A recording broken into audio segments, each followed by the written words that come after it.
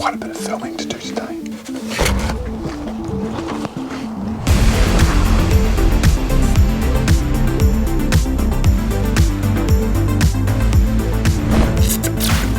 What if history was about to be turned upside down? Whether you're skeptical about Bitcoin or crypto in general, what should fascinate anyone who cares about the future is that blockchain is a technology that could not only end the need for a centralized banking system, but for ending the centralized control of anything. For those who've been into crypto for years, unlike me, that statement is probably a bit like, yeah. But what's not been made clear, because of the really nerdy tech language of blockchain enthusiasts, is that we're in the middle of a massive and historic shift in citizenship from national and controlled to universal and uncontrolled. And essentially there's been two factions, those people who are pro-freedom and don't want a global government, and those people who are, let's say, pro-order or pro-state who do want a global government. But Bitcoin at $1 million is like a pro-freedom global government. The adoption of NFTs and other smart contracts, crypto and blockchain generally, is creating a new form of citizenship that is everywhere and nowhere, floating between and above nation states. I don't think people that are dabbling in buying Bored Apes or Dogecoin actually think that's what they're doing, but like the advent of the internet, no one really knew they were building a decentralized communication and information system from the ground up when they started building websites and posting photos on MySpace. According to Balaji Srinivasan, the author of The Network State, it's leading us to a final showdown, hopefully a peaceful one, between two dominant narratives and one emerging one. Have a think about which of these futures you'd like to live in. We're doomed. No matter what efforts you make individually, the world is entering a sort of historical bottleneck from which only a few will make it to a depleted wasteland. Nothing can change this because you're greedy, you're selfish, and you voted for the wrong people. You should feel guilty for causing all of this mess, and by the way, your great-grandchildren, if they make it, will hate you. If you let us have control, we'll make the future slightly less worse because identity politics will have solved all of our differences by then, and your carbon footprint will be much less because you won't go anywhere or do anything unless it's on a bicycle made from recycled hemp. But no promises because we're doomed, remember? The future is an unfolding paradise of abundance and technological wizardry. Just sit back and enjoy the ride while our best and brightest work out what's good for you.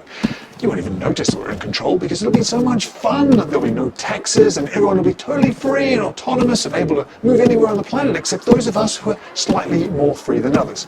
Did I mention freedom?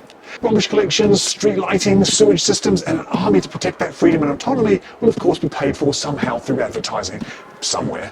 Oh yes, and you'll need to give us your DNA sequence and then tick that little box that says you've read all the terms and conditions. This might lead to some instability in places, but if things don't work out here on Earth, don't worry. We've always got the sunny, idyllic uplands of Mars to fall back on. There's a lot of willy waving with this one. Johnson. Yes, sir. The future belongs to all the people of the world, as long as you submit to our will. Only a very, very small percentage of people need to worry about our monolithic bureaucracy crushing them out of existence. So just keep your head down, do what we decide is good for us all, and state capitalism will make you and your family richer than all of your ancestors combined. Okay? Good. I don't want to live in any of them, to be honest with you. So thankfully, Srinivasan has also recognised that none of them are exactly perfect. But only one of them has the potential to accelerate democracy through decentralisation of power and money. And that's where the network state concept forces you to take another look at option 2. The crypto capital option is the only one that offers a possible escape route from the current status quo of having our future handed to us by a largely sincere but compromised and out-of-date political system. Yeah, okay, I'm probably being a bit too generous.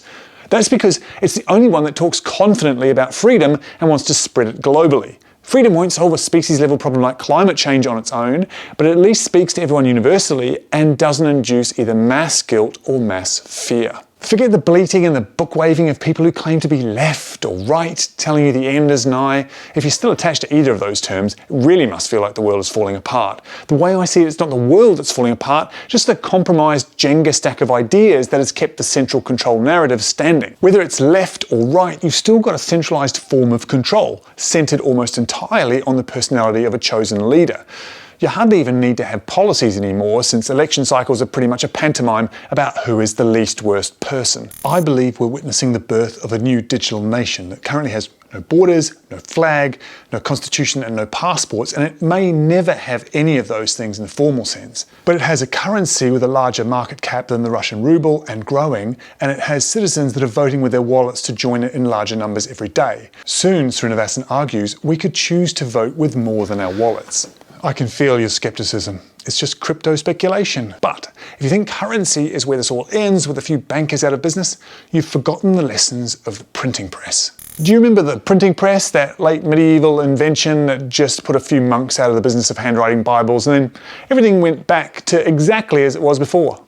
I don't either. The present, and most definitely the future, is being fought along the lines of those that want to hold on to centralized forms of control versus those who want to decentralize that control. The difference matters.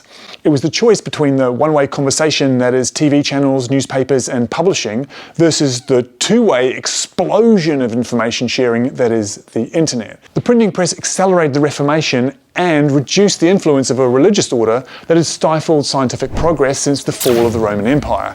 No one predicted the explosion of knowledge that would follow.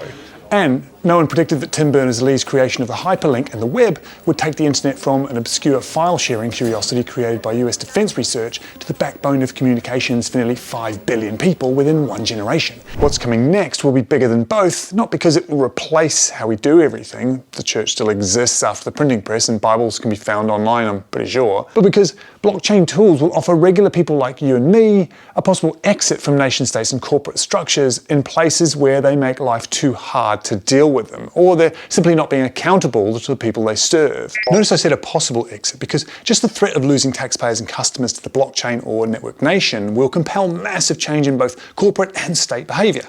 If they manage to reform themselves so that they're more attractive than any network state, then it could lead to the best of both worlds: a more decentralised and accountable nation state, perhaps even China, and still a viable network state that acts like a hedge.